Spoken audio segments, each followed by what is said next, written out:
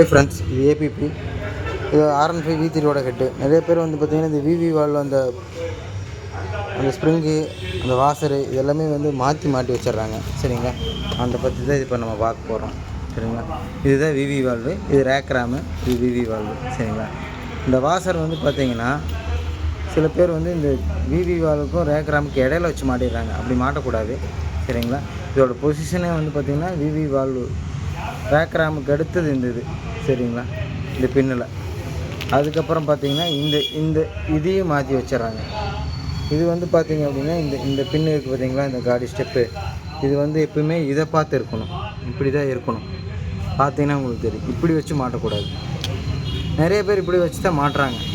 அவங்க மறந்துடுறாங்க. தெரியாமல் இல்லை, ஆனால் ஏதோ மறந்துடுறாங்க, அவ்வளோதான். சரிங்களா? அதனால் இது ஒரு ஞாபகப்படுத்துகிற வீடியோ மாற. சரிங்களா? ஈஸி மெத்தடு தான். அதே மாதிரி இந்த ஸ்ப்ரிங்கு என்ன பண்ணுறாங்க அப்படின்னா,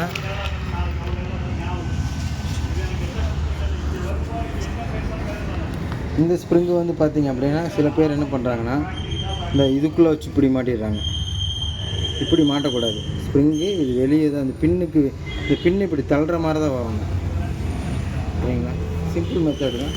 அதுக்கப்புறம் இது ஏன்னா இது உள்ளே வச்சு தான் மாட்டணும்.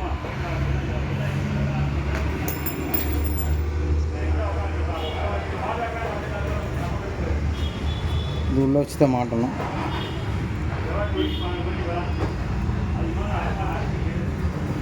இதுதாங்க பொசிஷன்.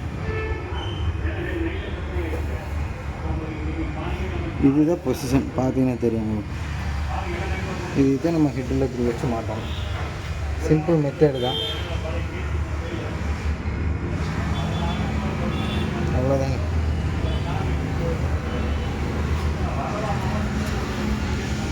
ஜூம் பண்ணி காமிக்கிறேன். பார்த்தீங்கன்னா தெரியும். நான் சொன்ன வாசர் இருக்குது. இங்கே பார்த்தீங்கன்னா வாசர் இருக்கும். இது வாசரு, சென்ட்ரல் ஸ்ப்ரிங்கு. இது வந்து ஸ்ப்ரிங்கு உட்கார பிளேட்டு. சரிங்களா? இவ்வளோதாங்க இதில். அவ்வளோதான். ஏன்னா இது நீ மாட்டுறதுக்கு முன்னாடி என்ன பண்ணணுன்னா, ஃபஸ்ட்டு டேப்பிட்டை லூஸ் பண்ணி ஃபுல்லாக மேலே ஏற்றிக்கணும். ஃபுல்லாக லூஸ் பண்ணிக்கணும். அப்போ தான் வந்து கேம் ஷாட் மாட்டிட்டு கேம் ஷாட் போடுறதுக்கு ஈஸியாக இருக்கும். சரிங்களா? ஏன்னா இது வால்வு இது இந்த ரேக் ரேம் வந்து அந்த ரேக் ரேமில் இருக்கிற அந்த அட்ஜஸ்ட்டை வந்து நம்ம கழட்டி வெளியே எடுக்க முடியாது. இப்படி எடுக்க முடியாது. உள் சைடாக தான் எடுக்க முடியும். சரிங்களா? அதனால் வந்து அது பார்த்துக்குங்க.